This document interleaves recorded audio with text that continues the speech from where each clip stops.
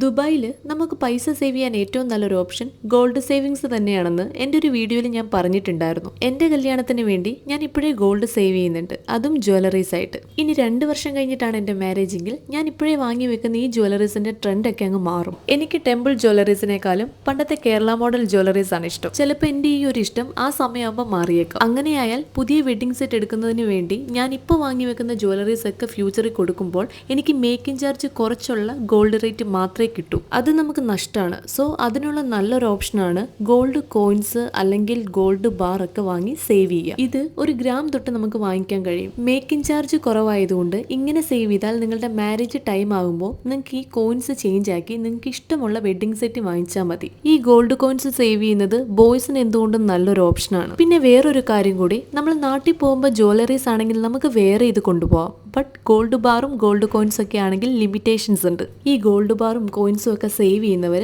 അതൊന്ന് ശ്രദ്ധിക്കുക. വീഡിയോ ഇഷ്ടപ്പെട്ടാൽ ഫോളോ ചെയ്യുക. അപ്പോൾ ഇന്നത്രയേ ഉള്ളൂ. Bye bye.